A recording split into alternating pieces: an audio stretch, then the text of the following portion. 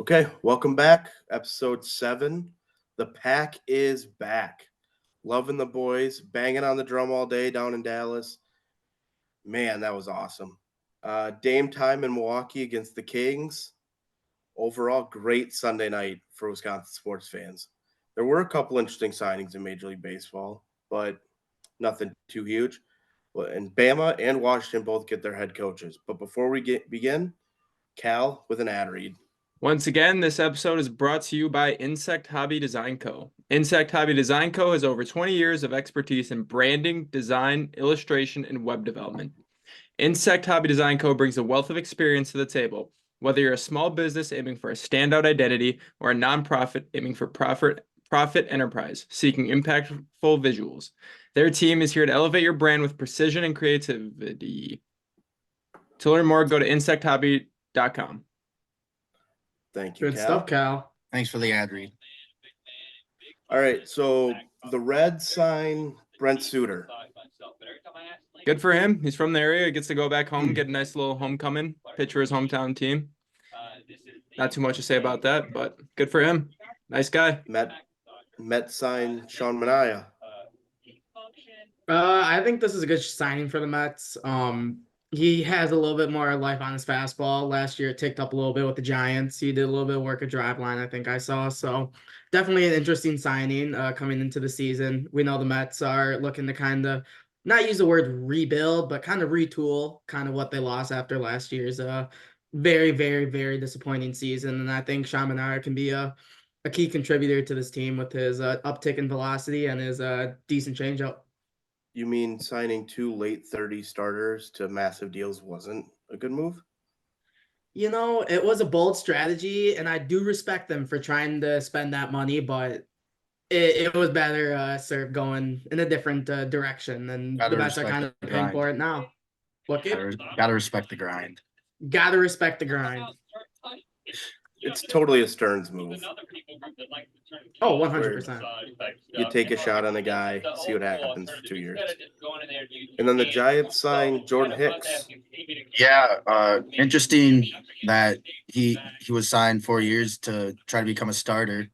We'll see how his velocity stays because obviously as a reliever he's 101, 102, and something that was a big what if was, can Jordan Hicks control the zone? So interesting that they're trying to make him into a starter when precision is a lot better as a starter. So if he can learn how to locate, I mean, Giants might have found themselves a home run, but if he ends up unable to do that, he'll find himself back in the pen real quick. For sure. I don't see him ever as a starter, but each their Interesting. own. It's interesting. Yeah. Very interesting. Our Brewers prospect of the week kind of fits into what's going on with international signing period. One might say this is probably the Brewers' best international signing ever. Jackson Chourio, he signed his massive team-friendly 8-year, $82 million contract with the Brewers before this season. And he is the Brewers' #1 prospect. He's also second, as of right now, in MLB Pipeline Top 100. He could shift. I could see him shifting possibly maybe down a little bit just because of how great the talent pool is in Major League Baseball now. But he's definitely up there in contention to be top 5 as a top prospect within the league in Major League Baseball. Speaking of the international signing, the Brewers signed Jesus Made. That's his name. That is a sick name. Jesus Made. Name. He needs to be a star. He needs to be a star. That is a name. You know, how can you not become a star with like having that like type of name? Like that is an A1 name. You are made to be an A-lister. And he was ranked 22 out of the top 50 international prospects. So, is that little righty? Yes. Yeah, that kid. It feels like a Stroman type deal. The low 90s fastball with a lot of room to development, but he's 5'8", so definitely going to be looking to sink and cut the ball. Mm-hmm. Got to maximize his frame where you can. Is he another Venezuelan? I didn't see. Venezuelan or Dominican Republic? I believe he's Venezuelan.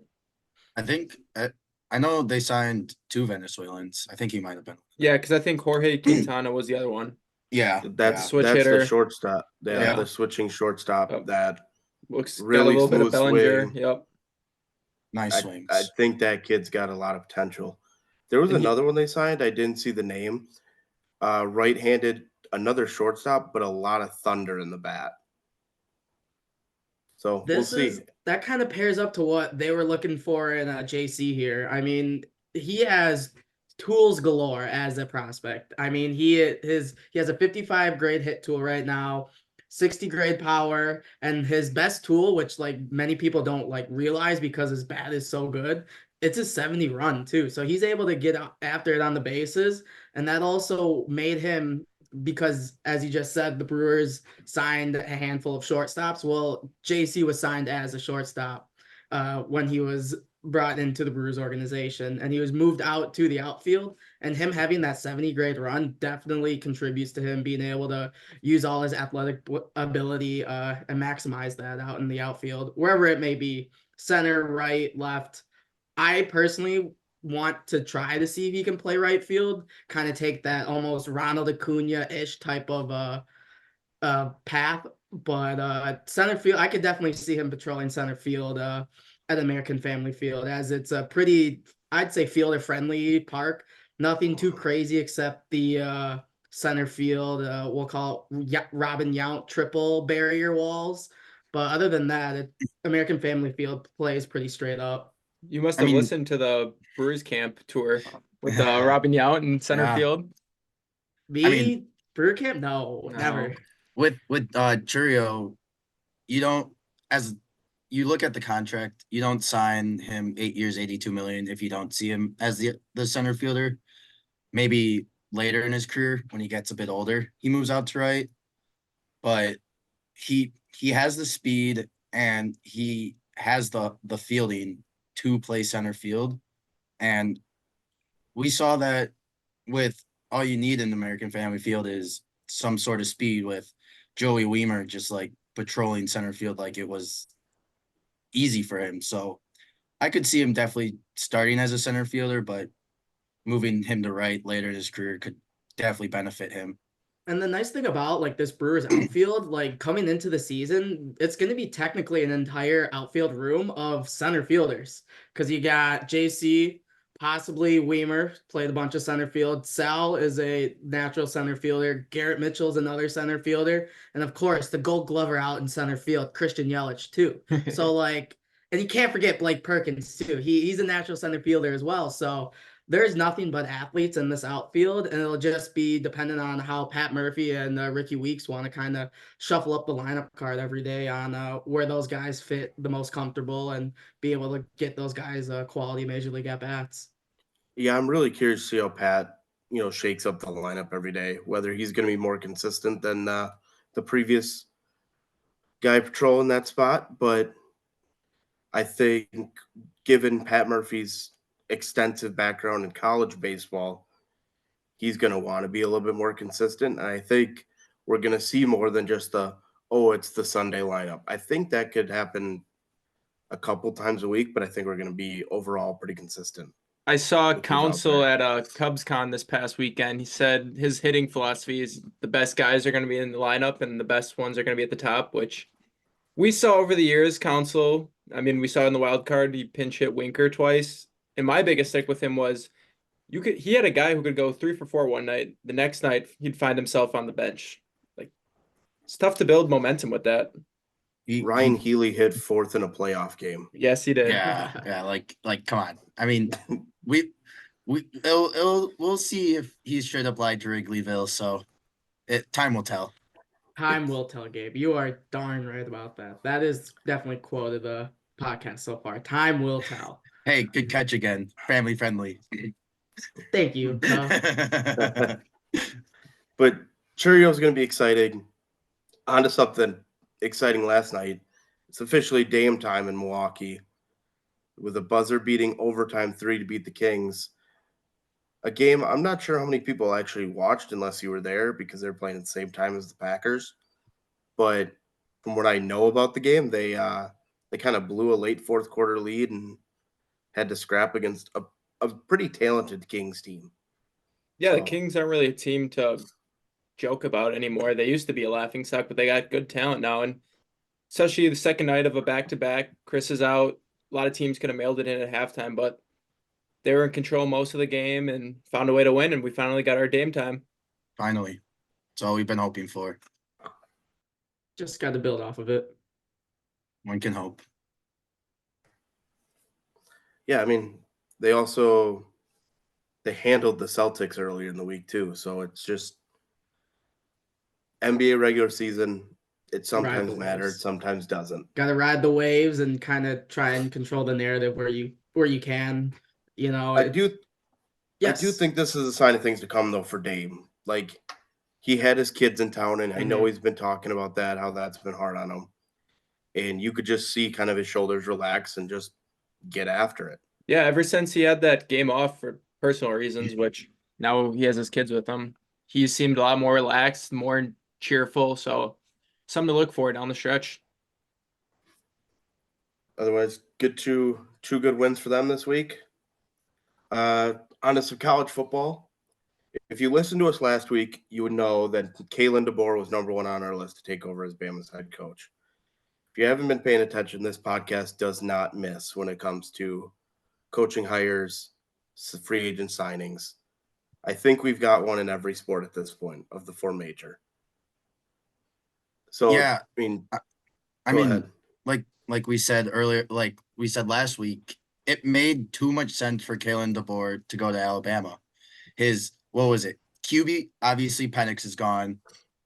Wide receiver 1, wide receiver 2, running back 1, Maybe wide and- receiver 3. and both tight ends were all seniors or declaring for the draft. So he basically just lost his whole core after rebuilding that Washington program.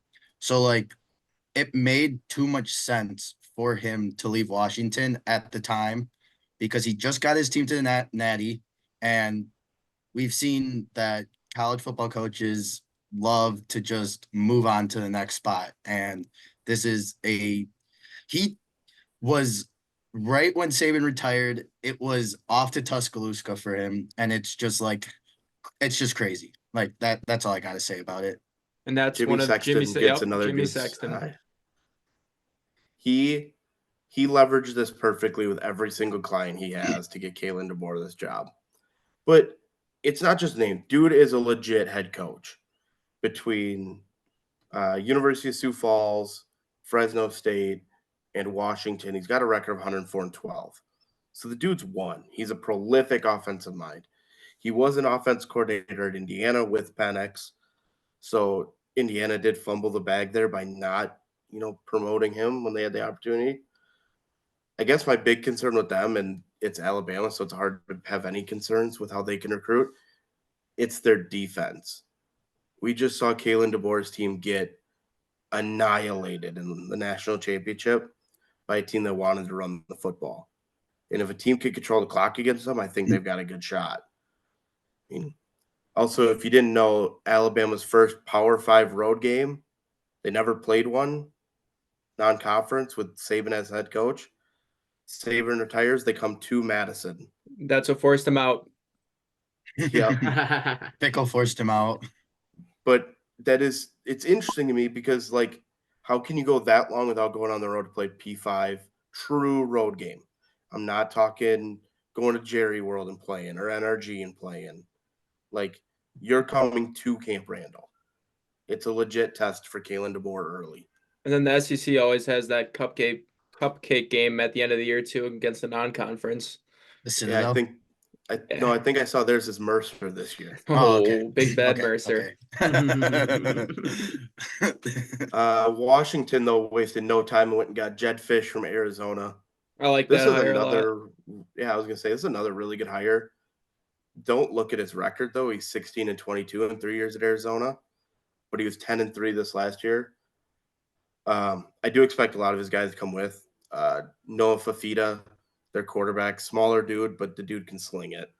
He's legit. And his best friend is their wide receiver 1, so I have a feeling they're going to go together too. It's tough to win at Arizona Washington. too. And they're joining the Big 12. that program was so gutted before he showed up. So like obviously 16-22 it's what's gonna happen at a program like Arizona, which was completely gutted before he showed up. Yeah. I have the same concern with him at Washington. You got to play physical football. You're coming to the Big Ten. Teams are going to want to run the football. So, hey, good RIP hires. the Pac-12. Those are good hires, though. One NFL opening filled, Gerard Mayo. Cal was right on it. It also made a lot of sense.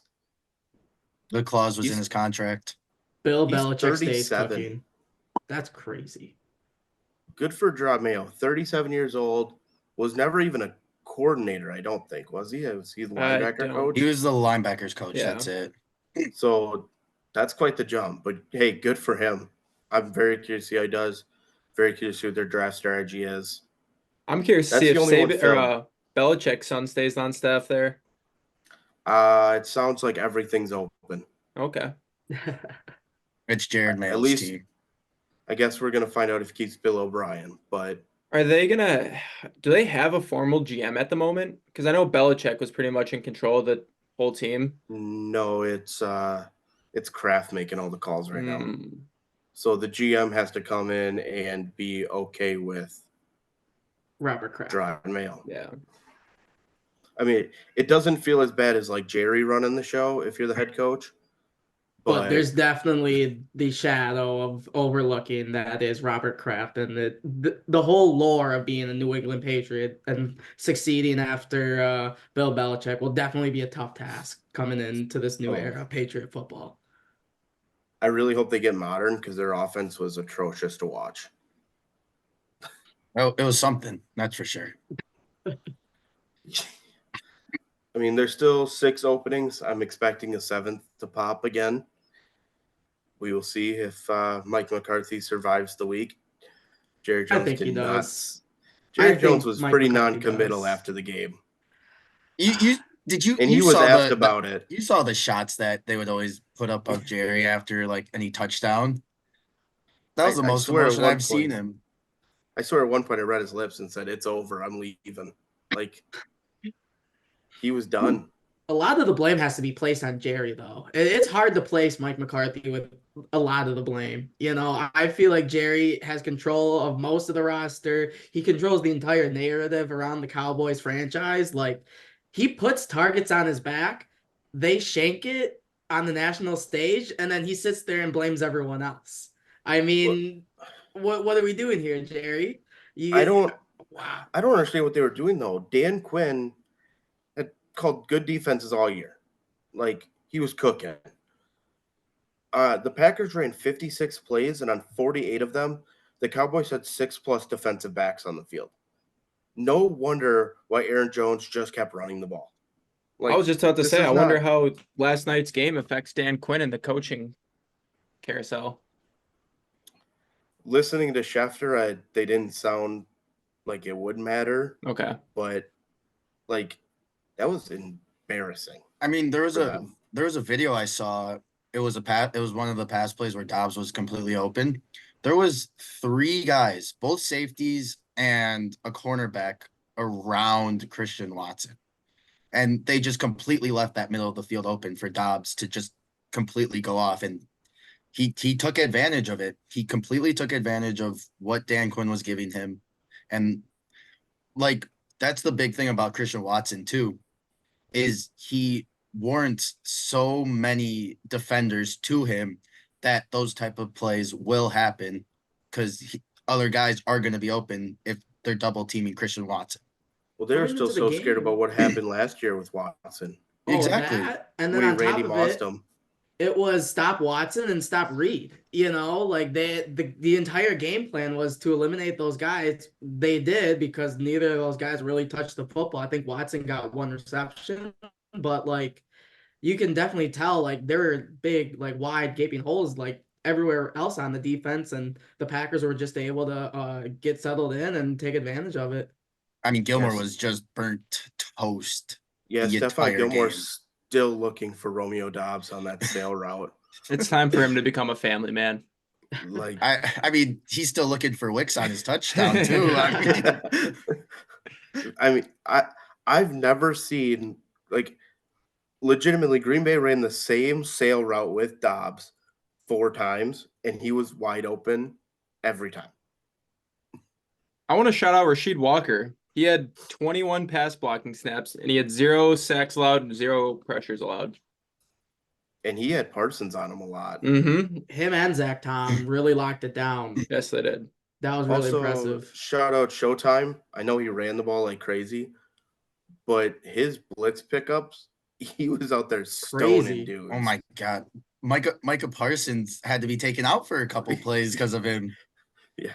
He hit him square and stopped him in his tracks. But Micah Parsons should stop being like us and focus on the football. Hey, his podcast is really good. We're the And podcasters. he but you can't say enough about Jordan Love though. Like 16 of 21, 272, 157.2 passer rating.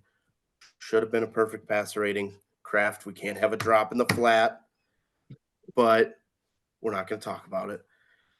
That's the highest pass rating in Packer history in the postseason. Also, the Packers' offensive DVOA was at 189%.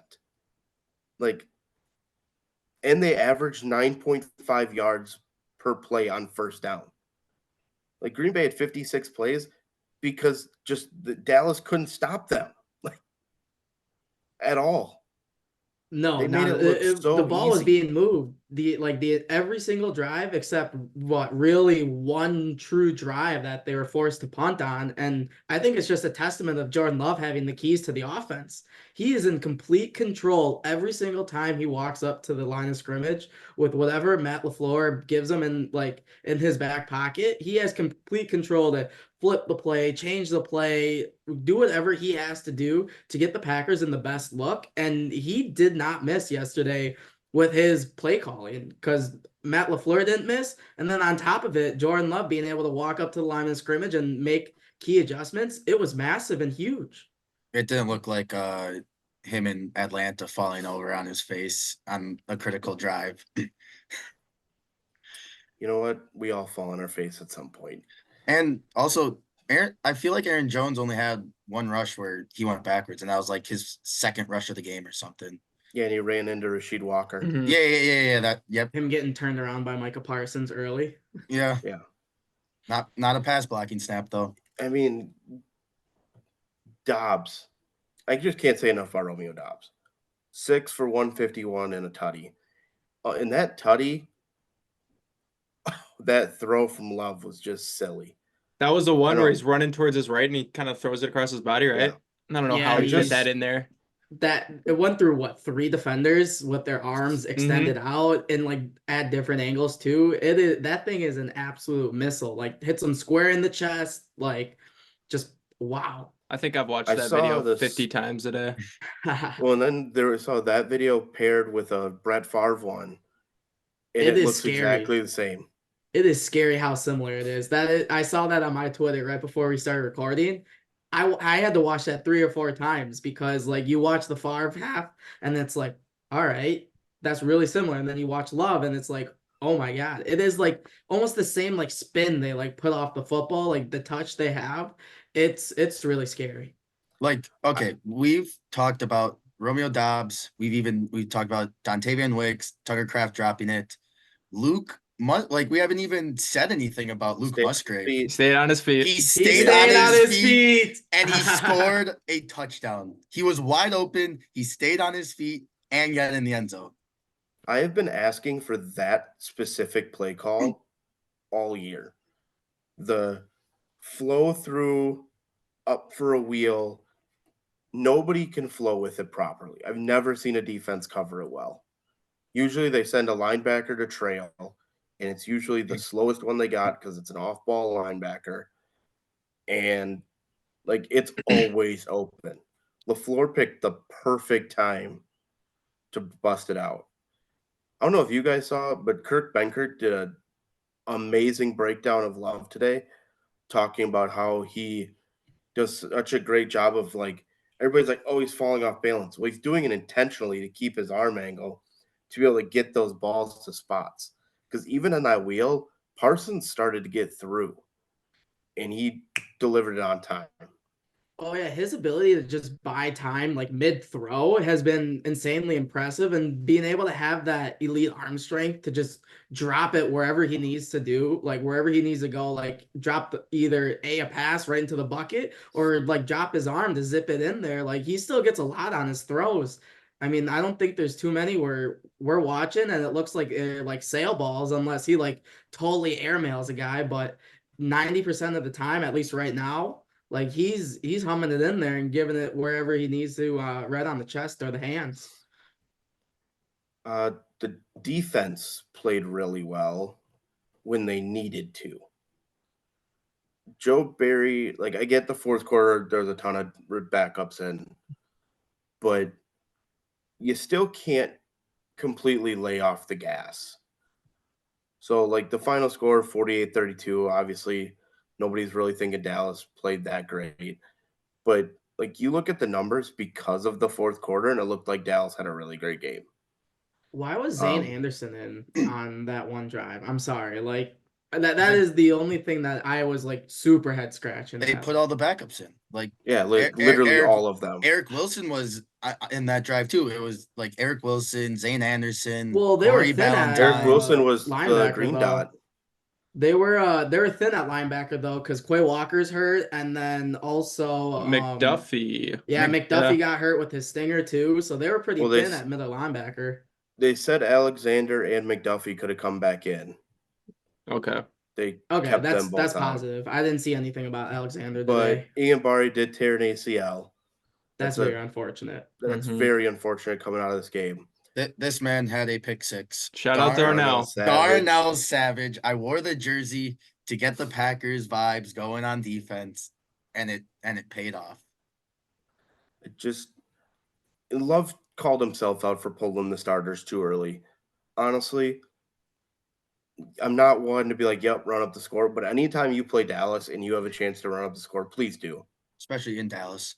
Oh Yeah. my God. Seeing Jerry throw a man fit in his press box, like, I don't think I've had any like bigger smile on my face watching that old grown man just throw a man baby like tantrum What is because he, his 80? football team.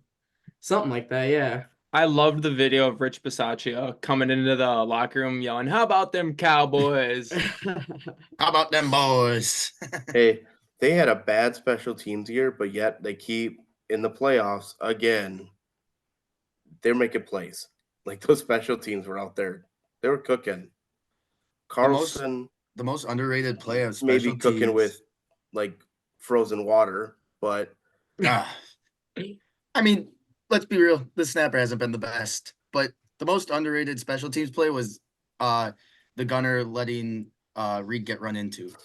yes. Yeah. And then Reed with an Academy Award Yeah. acting job. In the NBA, they call one of these. Yeah, they give you Yeah. the nice flop. I think the best one to me is like the Cowboys fans all complaining that there should have been pass interference on Jair's pick. Do people understand that like the defensive guy can try to catch the football too? I saw it was Cole Beasley, the It was Cole ex-Cowboy, Beasley. say it was Yeah. a bad route. Yeah. Use Paraphrased, other by the words. He used way, other by words, Calvin. but yeah. Paraphrased. It Family was a very friendly. bad, yeah. Like, and then on the pick six, I'm watching guys talk about it, and they're like, you never throw the middle guy when they're playing zone. It's either you go inside to out, you go inside, outside, and then throw it away. You never throw to the middle guy in a slot. And Dak threw that same exact pick last year. Like, At that point, he was just trying to get CeeDee Lamb the ball so he could feel it, like, and be able to get himself in the rhythm. But Darnell Savage was able to make a cerebral play and make a play on the ball, which was awesome to see because not many of the Packers secondary have been able to make quality plays and cerebral plays at the ball. And I mean, CD pretty CD much just watching gave up films. on that route. CD By the was time Prescott also threw it. like CD was it was weird, like dropping wide open passes. Like He was in the mud. this man was 50 yards off of Tyreek Hill and was dropping those types of passes. Like Yeah. I don't know. Tyreek had a really crazy touchdown in their game too. Yeah, he did. He balled out in the cold. He played in Kansas City. Did you see the tweet he had where he was talking about Ward jamming his butt all the way to Cancun? Oh, and Can we talk about how CJ Stroud and Jordan Love had what was it? CJ Stroud had 2 more Identical yards. numbers. It was Yeah. 2 more Yeah. yards. Like what?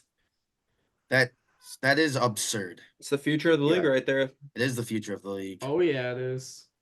I don't think people are ready to talk about how those two could just like run the show for a while. It's the future of quarterbacking. I mean, Stroud looked really composed in the pocket, being able to place it wherever he wants, and then Jordan Love's kind of your modern gunslinger, being able to have the keys to everything and just letting it rip wherever he can with all his weapons around him. I think people need to stop questioning anytime Green Bay drafts a quarterback. Like, there's clearly a method to their madness. So, like, can we stop? And it goes for every draft. This isn't just a one-off with Green Bay. Like, drafts are really hard. Drafting is a lottery ticket, essentially. It is. You can never judge a class based on one that year, but not even the first 2 years. Like, the guy needs typically 3 years before you can really talk about are they a bust? Did the system not work for them? Like, There's so many factors that go into like a single draft pick, you know, like some guys just aren't the scheme fit, or there's something under the hood that the teams didn't know about, or there's an injury that the teams didn't know about, or the guy doesn't know something and it just falls apart. And sometimes it just doesn't work. And seeing the Packers being able to put some quality draft classes together, it's very pleasant to see. People don't talk about how big sitting a quarterback behind a seasoned vet is. Like Mahomes was a backup for a year. Rodgers was a backup for a couple of years. Jordan Love was. Yes, you need the game reps, but sitting behind a seasoned vet does so much for quarterbacks. It's insane just like seeing someone that's been there, done that does to a young quarterback. Because quarterback is probably the hardest position other than cornerback, because the cornerback is just insanely difficult. So yeah. And when we drafted Love, yes, I can say we because I'm an owner. No, Yes. not the flex. But we Us weren't too. sure. We weren't sure what Rodgers was gonna do. Like he was on the fence a little bit. He was showing a little bit of signs that he was on the downgrade. Yes, he still won 2 MVPs, but it makes so much sense to have a guy come in and learn from Rodgers for a few years. yeah, I mean, looking back at the 2020 draft, everybody loves to talk about how, well, Love sat.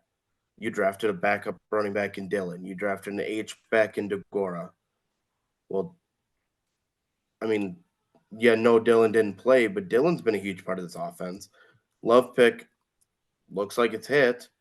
And DeGora, yes, he's supposed to be a tight end, but he's basically a small offensive lineman. And if you don't hear about an offensive lineman, it's typically a good thing.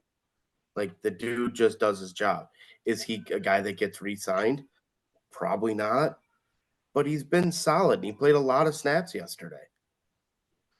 DeGora And made a Green nice Bay- block yesterday too. I kind of harp Oh, on him a yeah. lot, but he made a Yeah. huge block. So Yeah, on Parsons on that third Mhm. touchdown for Jones.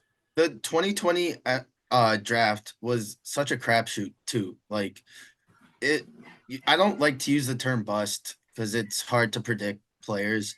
But if you look at just the amount of people that were drafted in the first round, most of them don't even start on their teams anymore. Like Clyde Edwards-Helaire was a first round pick in 2020. Mhm. A lot of these guys aren't even on their teams anymore. Chase Young isn't with the Commanders. Okuda is off the Lions. Isaiah Simmons not a Cardinal. It's like the 2020 draft was a throw at a dartboard.